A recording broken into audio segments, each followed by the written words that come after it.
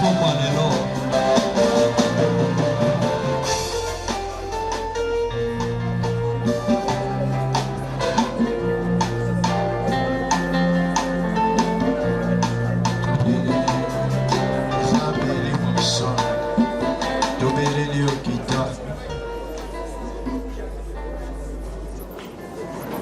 Sotolobi, merci Elimo Santu Nzambe.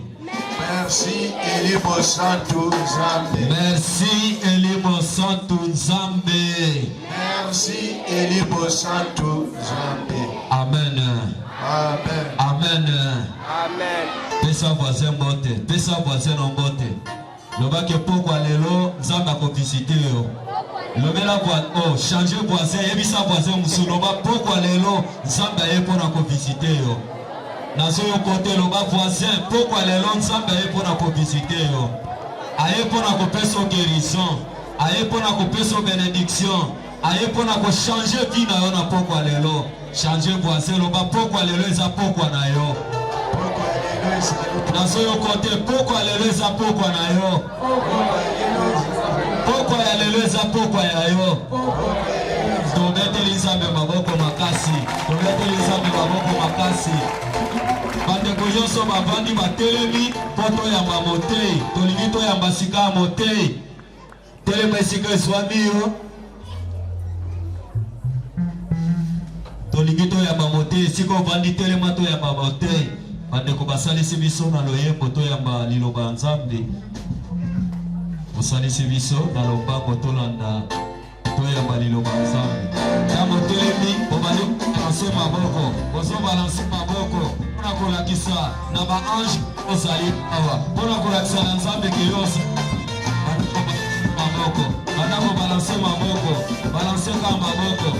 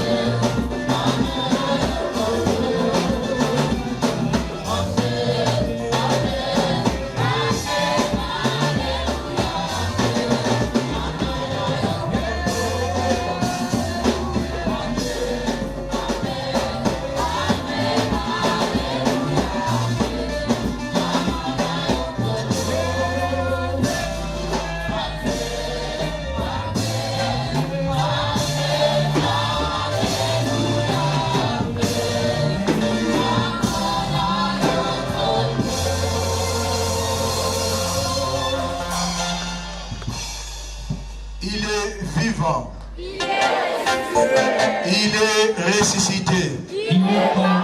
Qui? Tobeteli maboko, tobeteli milolo.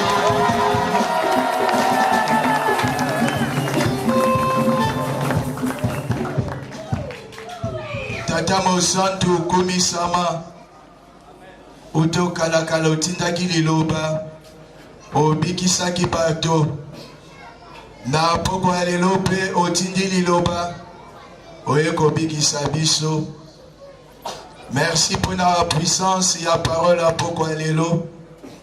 Merci pour la guérison.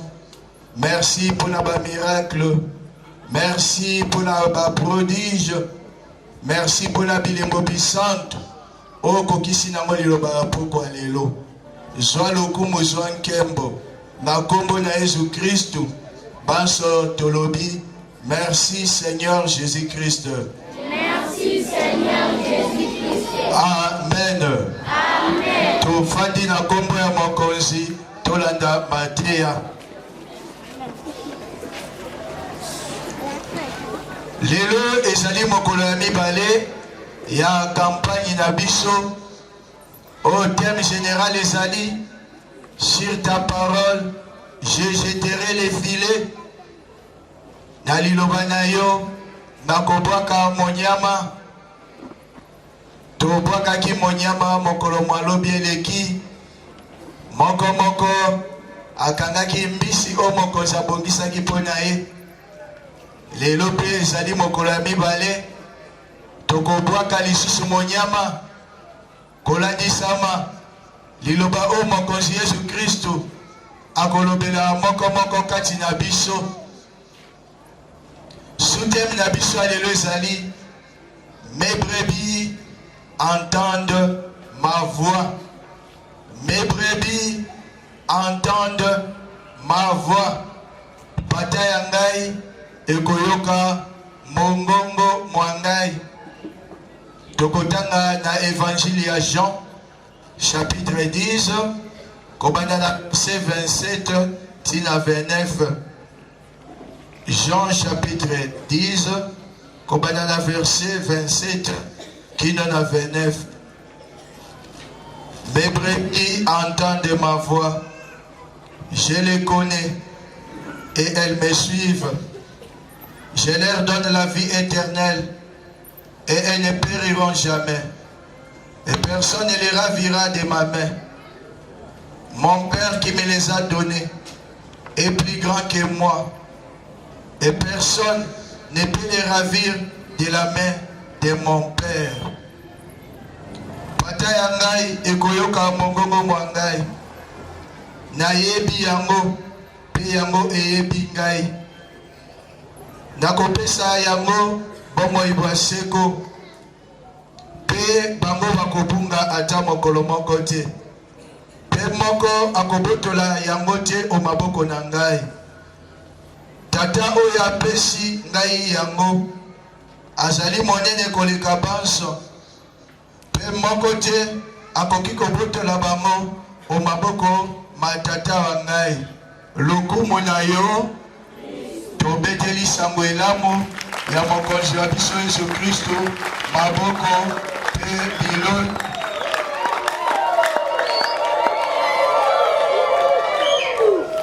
Tokolobela makambo manei na madia malelo. Point ya liboso ezali introduction tina ya madia. Deuxième point ya madia na biso Jésus est le bon berger. Yesu azali mokengeli molo ya pata. Troisième point, les brebis de Jésus pata ya Yesu. Pe quatrième point ya matia na biso, que faire? Na sala nini, o sala nini, to sala nini, a tolandi matia oyo. Point ya liboso, introduction. Deuxième point, Jésus est le bon berger. Yesu azali mobateli molamu ya mpata. Troisième point, les brebis de Jésus mpata ya Yesu. Et quatrième point, que faire? Mokonzi Yesu Kristu amemeli biso matia malelo. Zambi azali komona ebele na mokili bazali koloba bazali bana baye. Ebele bazali koloba bazali basaleli baye. Ebele bazali koloba bazali ba oyo ya ye. Kasi ya ekotalisa biso te ye moko ayebi nani azali ya ye, nani azali mwana na ye, nani azali mosaleli wa ye wa solo. Pe abakisi alobi oyo azali ya ye ayebi mongongo na ye pe alandaka ye. Amen. Toleki na point ya mibale ya matia na biso Jésus est le bon berger. Yesu Kristu azali mokengeli molamu ya mpata. Pona nini tokoloba bongo? Pote ye azali na nyonso oyo esengeli mpo baoyo ya ye bazala na bomoi malamu. Ndenge mokengeli molamu ya mpata azwaka soin ya mpata na ye, aliesaka mpata, alatisaka mpata, asalaka ke mpata ezala na makasi, mpata ekufa te, mpata ebunga te, mpata bayiba yango te. Mokonzi Yesu Kristo yango nde asalaka. Yango soki totali na buku ya Psaume 23 verset 1 komami: L'Éternel est mon berger, je ne manquerai de rien. Yesu aza na nyonso oyo baoyo ya ye basengeli kozala na yango.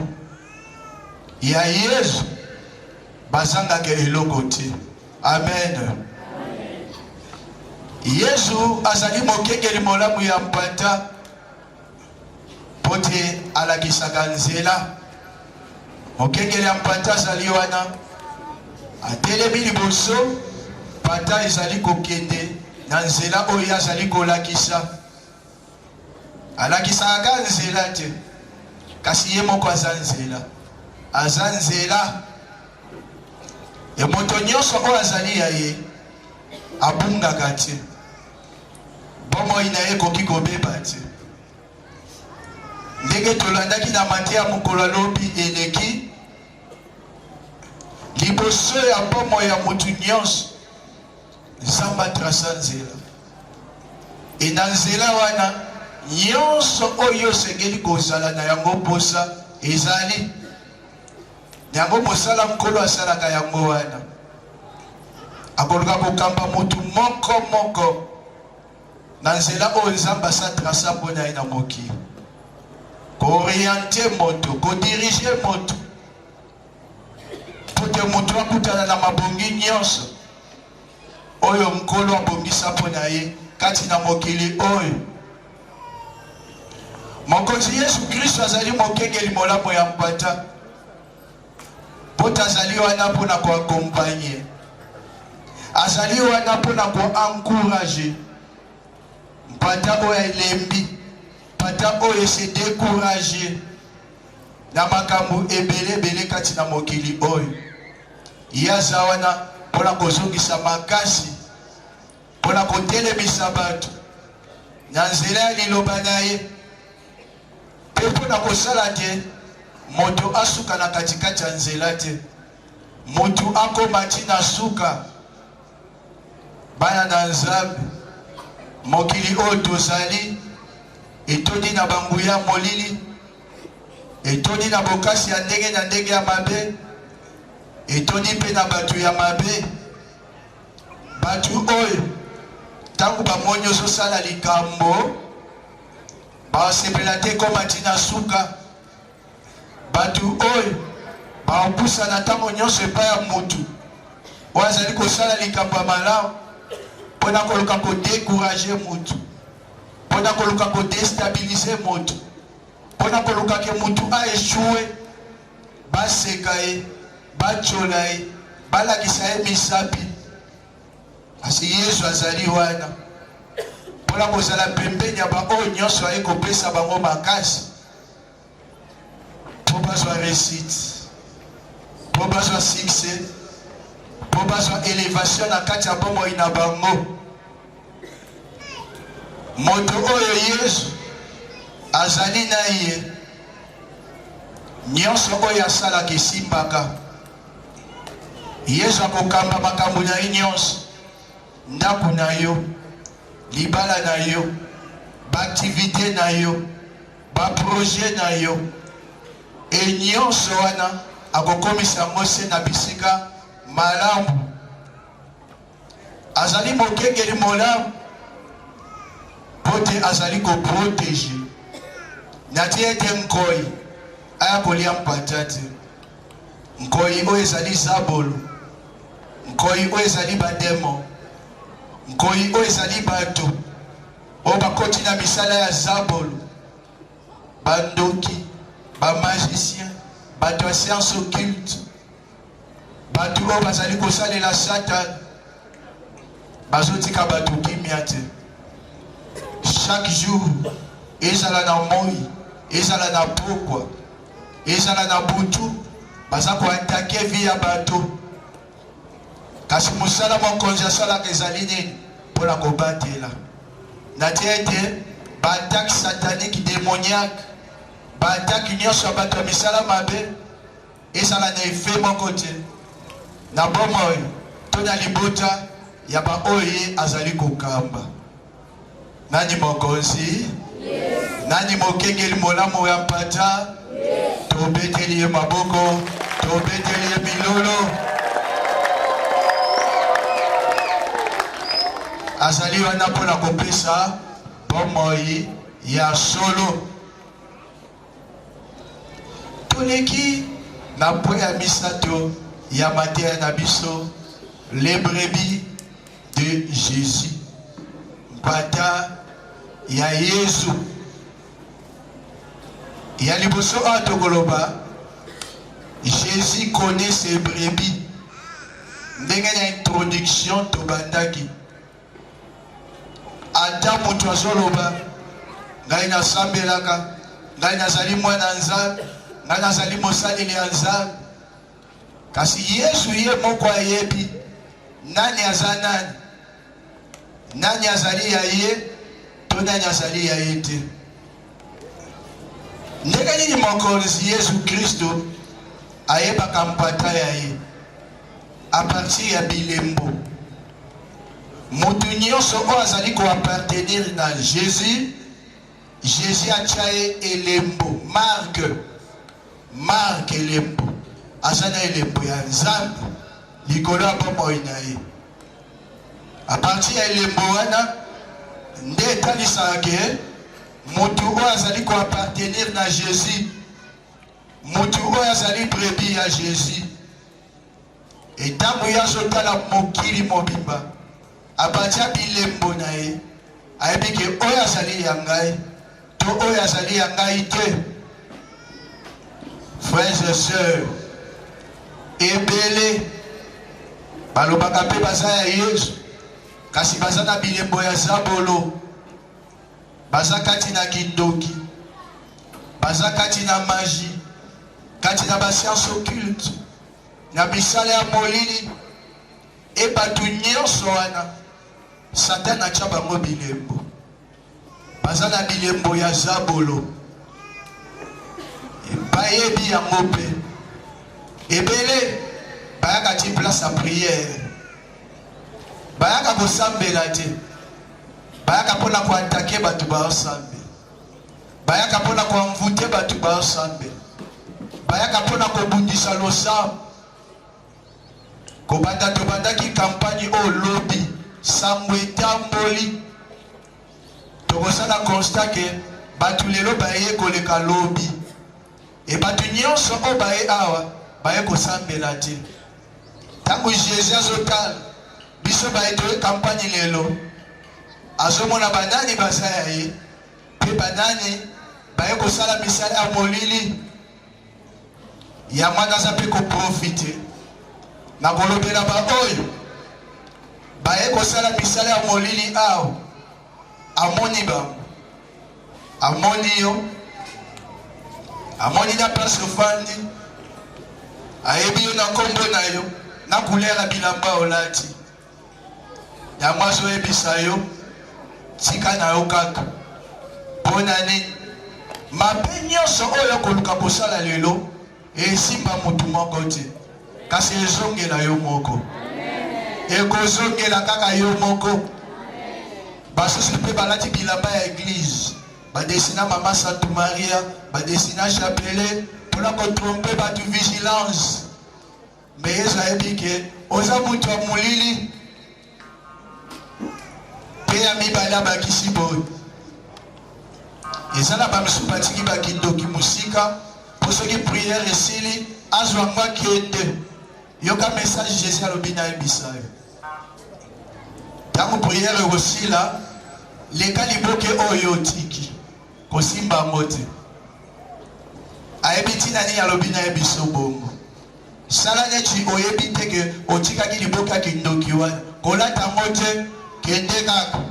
Amen. Alobi pena ebisa ba misu baza awo. Batiki banzungu na basambetu. Na biloko ya magie na bandako. Tango ozonga na ndako apatia butwa lelo. Kosalela isu biloko wana te. Kobwaka ngo pe yo moko te. Oya koluka basaleli na Nzambe osolola na bango. Pote bamona ndenge ni bakoli kosala po balongola biloko wana. Pourquoi Seigneur alobi na yebiso likambo oyo po aza na posa na yo. Amen. Soki akelaki atitaki yo na mokili ezalaki mpo okoma ndoki te, okoma magicien te, ozala biloko ya molili te. Eza mpo na bongo te. Nango alobi profite na kampagne oyo aza capable ya kolongola bilembo oyo eza bolwa tie yo, kotia yo bilembo na ye po aza na posa na yo. Nani mokonzi? Tobeteli maboko, tobeteli milolo.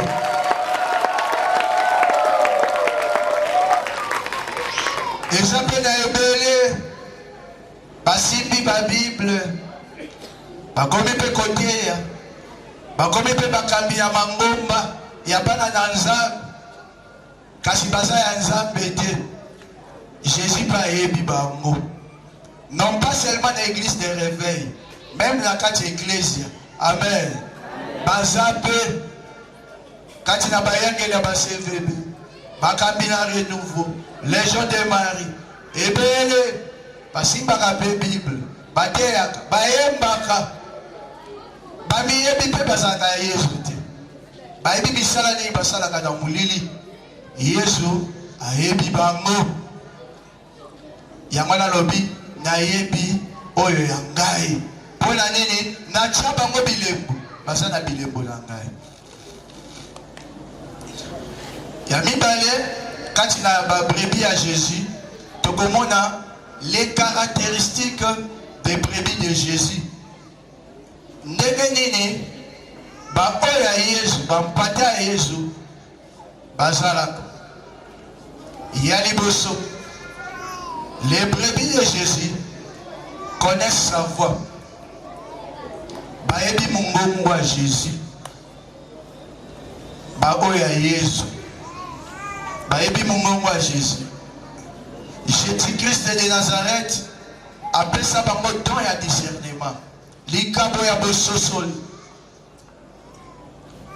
mokili elobaka, batu balobaka, milimo mabe elobaka, zabolo alobaka, Jésus pe alobaka.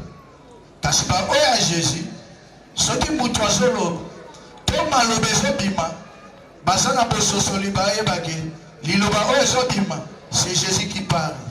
Eza Yesu mutu aloba. Bayebaka mpe soki liloba ezobima oyo ewuti pa Jésus te. Elle connaît sa voix. Mpata wana bayebi mongongo wa Jésus. Pe lokola bayebi mongongo wa Jésus batosaka oyo Yesu alobaka. Batambolaka kati na kobanga Nzambe. Mpata ya Nzambe ya Yesu ezali bongo. Caractéristique ya mibale, elle croit en Jésus-Christ. Mpata ya Jésus-Christ bandimelaka Yesu. Elles ont la foi absolue en Jésus sans moindre doute. Bachaka tembe ata mukete na Yesu. Baebi ke Yesu azali Nzambe. Liloba oyo ekela nyonso oyo komonana na oyo emonanaka te. Bachaka tembe na Yesu te. Bandimela Yesu na motema mobimba. Caractéristique ya misato. Mpata ya Yesu Kristo bayokaka mongongo wa Jésus. Elles entendent la voix de Jésus. Ya liboso bayebi de Yesu alobaka. Ya mibale bayamba Yesu. Pe bandimelaka Yesu na nyonso bachaka tembe na Yesu te. Ya misato bayokaka mongongo wa Jésus. Bayokaka mondegene à travers la Bible. Basaba o batangaka Bible mingi. Ba méditaka ba parole de Dieu mingi. Tango fungoli Bible. Asengi lisasi libosa tango azotanga tango azomanyola abandoka mumbombo ezobima kati na maloba makomami masantu bayokaka bazwaka message à travers lecture, à travers méditation parole de Dieu. Ndegeni bayokaka mungongo à Jésus à travers prédication, à travers enseignement, à travers exhortation. Tango mutu azoteya, tango mutu azolendisa, kopesa malendisi, bango bazoyoka directement Jésus azolobela bango. Bayokaka mungongo à Jésus ndegeni na nzela ya mayoki melimo santo na la voix intérieure elimo santo afandi kati na bango alobelaka bango ndenge ekomami na buku ya profeta Isaïe chapitre 30 verset 21. Tes oreilles entendront derrière la voix qui dit voici les chemins mato ya molimo ekoyoka mungongo euta wapi kati na yo bisika elimo santo afandi bayokaka mungongo ya Nzambe na nzela ya mayoki ma elimo santo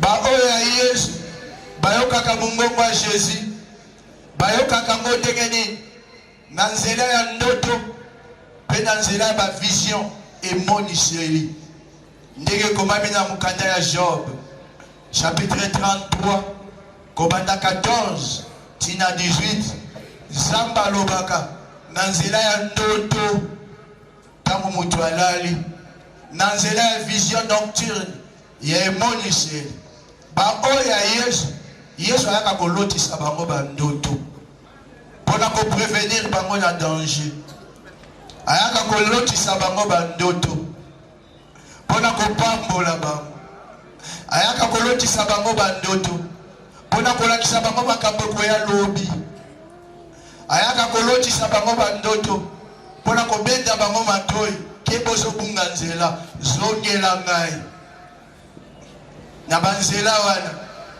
nde bayokaka mongongo ya Jésus tobeteli mokonzi maboko.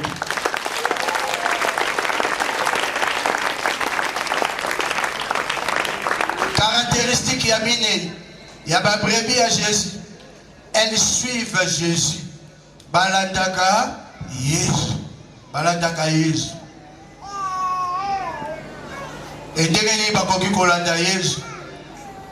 Matthieu chapitre 10 verset 38. Renoncer à sa vie, porter sa croix, komi boya, kotika makambo nyonso. On a bade komona kezali intérêt, ezali gain, ezosalanga bolamu, mais makambo ezali ya masumu ya mabe, o Nzambe alingaka te.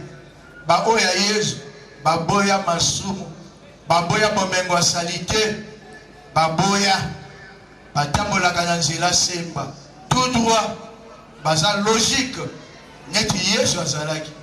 Bato bosembo, batu semba, bato baboyi corruption, bato baboyi nyamu, bato baboyi madeso abana, baza ko vivre na mitoki na bango, baza ko escroquer bato te, baboya mabe, baboya maso, pona kolanda ndakisa ya Yesu, ndenge Yesu azalaki.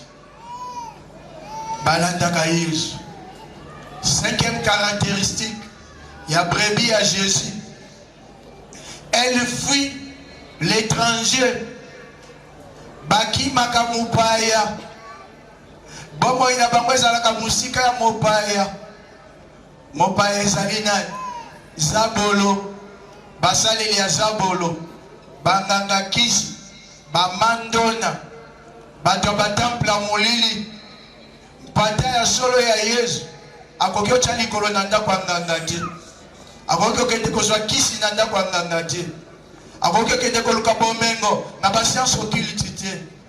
Akoki okende koconsulte bamandona te. Jamais akokima bango. Akozala mosika ya bato ya Zabolo, baétranger, bato ya molili.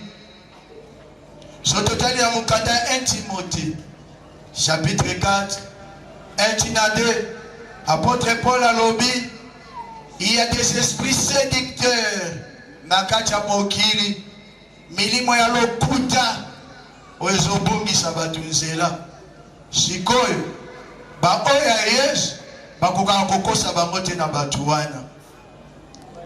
Bazalaka na masanga ba criminalité. Bazalaka masanga ya bakuluna te. Basangalaka na ba escrote. Bakimaka musika ya batuwana. Bazalaka masanga ya basi ya ndumba te. Bazalaka masanga ya batu oyo bakenda kosala ekobo na bandako ya molili tokolia mabote na basi ya ndumba te. Babrebi ya Jésus. Bakimaka batu ya bongo. Bazalaka na bakamarade ya mabete. Amen. Caractéristique ya mitano ya babrebi ya Jésus ya mwa.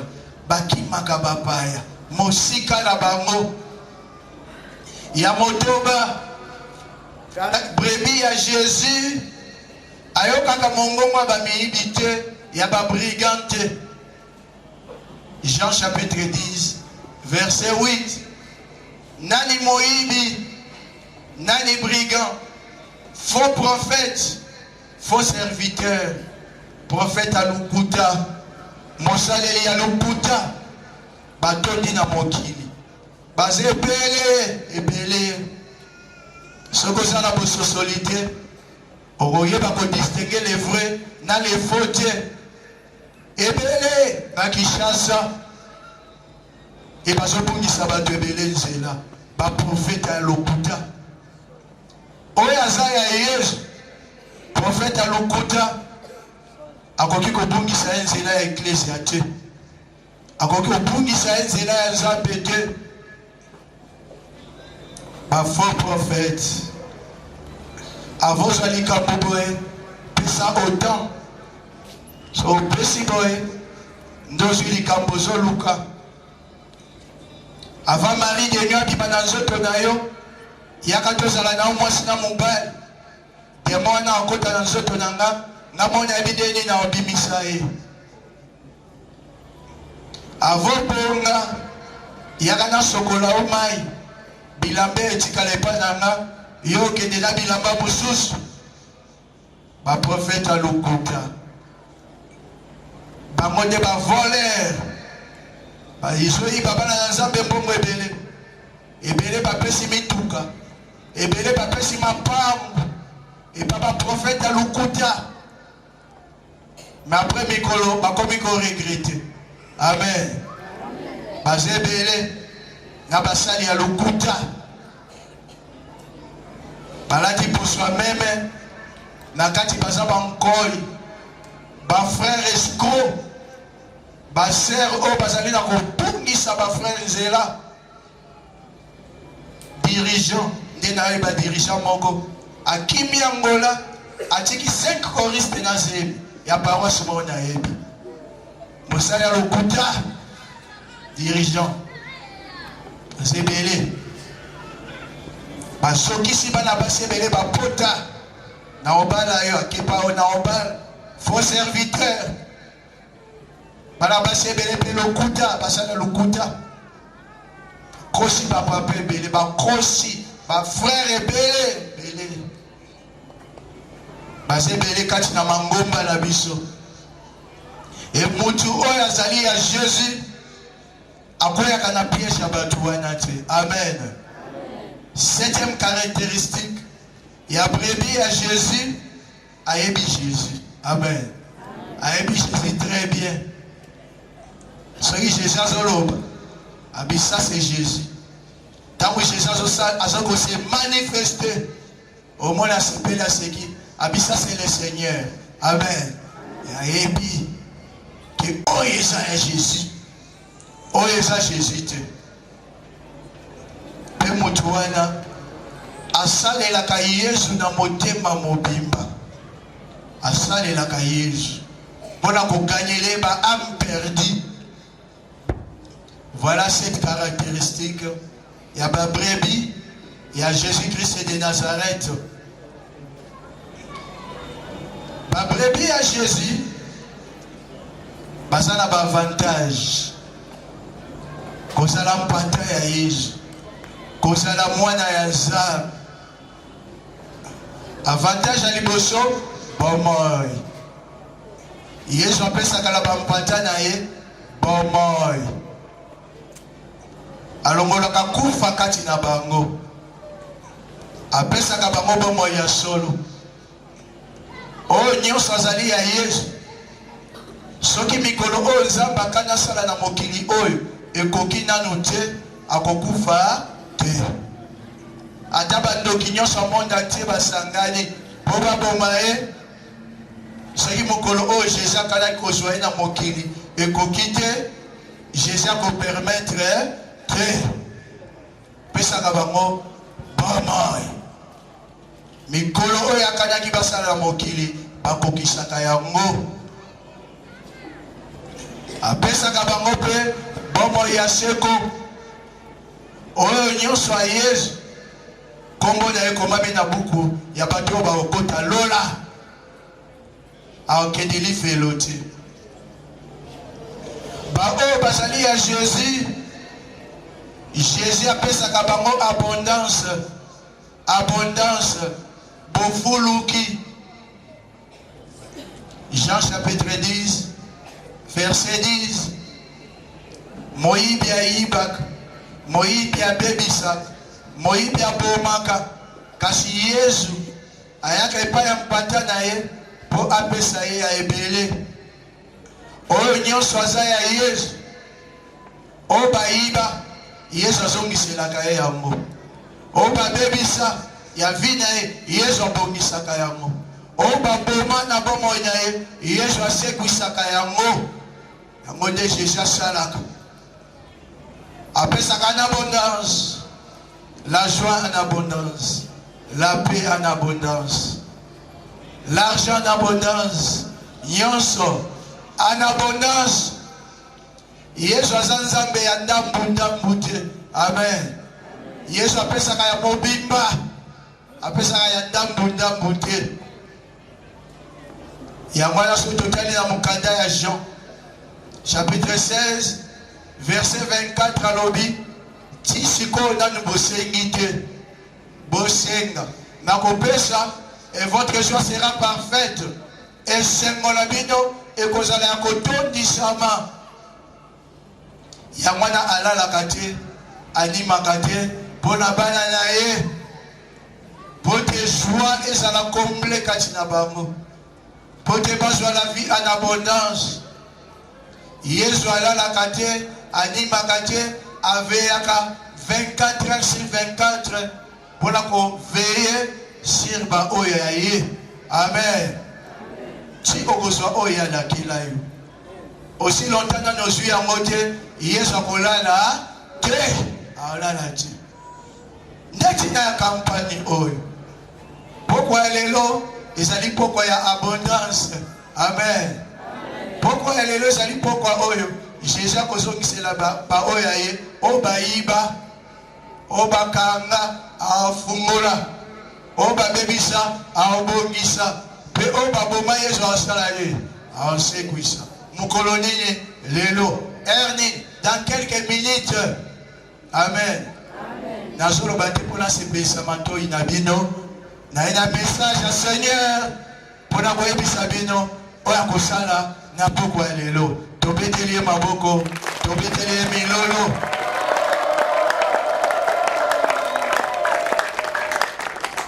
Nini mokonzi Yesu Kristo apesaka babrebi na ye, babrebi na ye alobi bakoki koperir jamais, bakoki kobebisa bomoi na bango te. Baoyo ya Yesu abakisi na Jean 10 28 à 29 alobi oyo nyonso ya ye asimbaka ye na maboko, pe moko te akoki kobotola ye na maboko na ye. Soki oza ya Yesu, Jésus akozwa vi na en charge, Jésus akotransporte yo, bomoi na yo ekobanda otambola na maboko na ye. Lokolo oza na maboko na ye, nani akoya kobotola yo na maboko ya Jésus? Aza te. Yango nde ekomami na Romains 10 31, si Dieu est pour nous, qui sera contre nous? Aza te. Amen.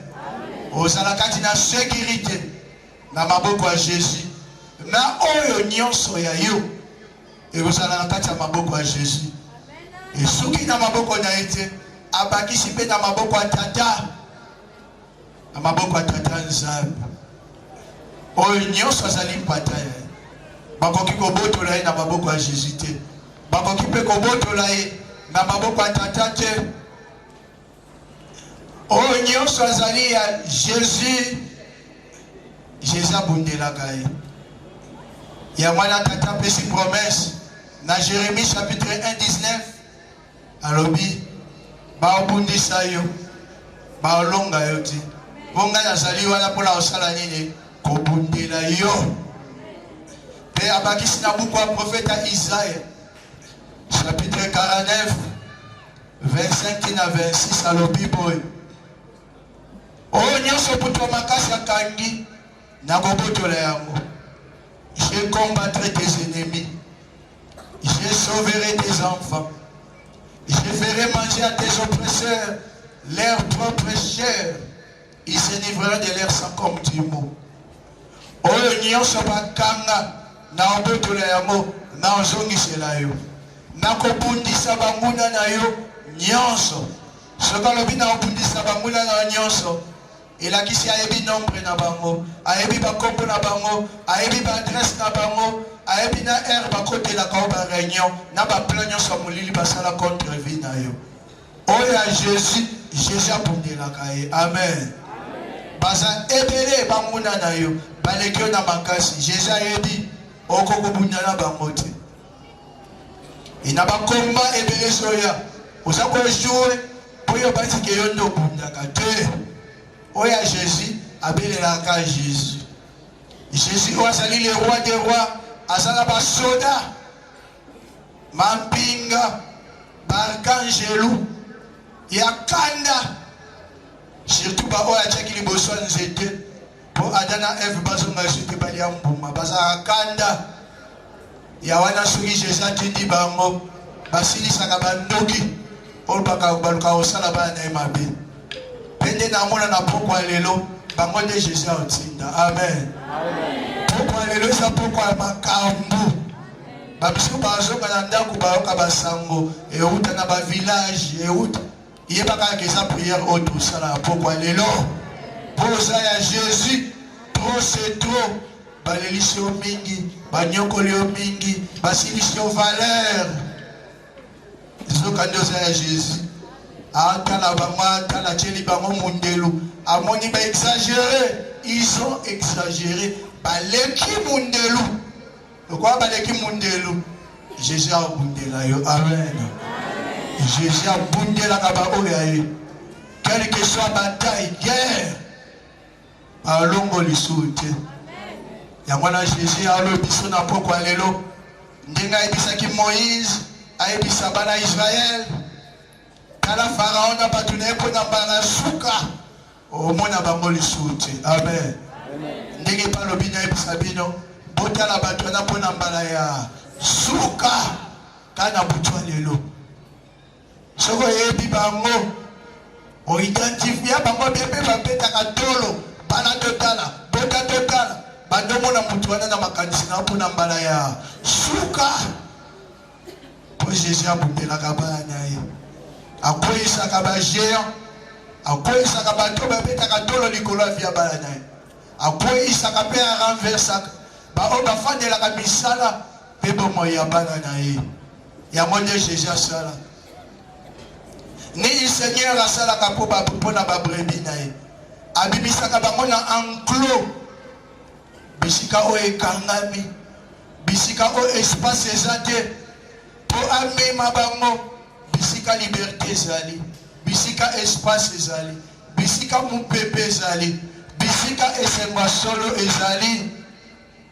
Ba o nyonso a Jésus, bakanga bango place moko, ezala na mulangi, ezala na nzu, ezala na saliba, mai, towabi, Jésus abimisaka bango. Amen.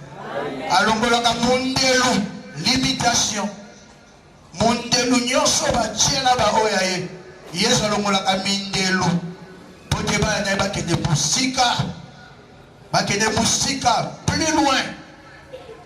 Vina bangwe baluka place mon côté. Vina bangwe tele ma place mon côté. Vina bangwe kanga ma place mon côté. Yango de Seigneur, ayeko sala na campagne oy na pokwa lelo. Ayeko longola mindelu. Ayeko buka ko fungola bikangisele. Ko bimisa baike ba oy aye. Pote bakende musika. Mindelu nyonso bacha. Oui, même pauvreté, et même misère, et même chômage, et même blocage, sécheresse, désert. Seigneur, aïe kolongola, tobeteli maboko.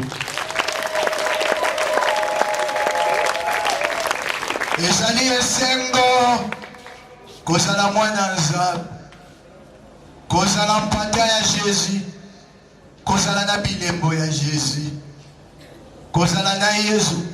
Eleki nyonso, eleki nyonso. Tout ça là, ni Ephésiens chapitre 5, verset 14.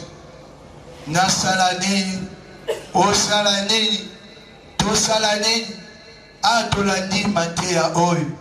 Ephésiens chapitre 5, verset 14.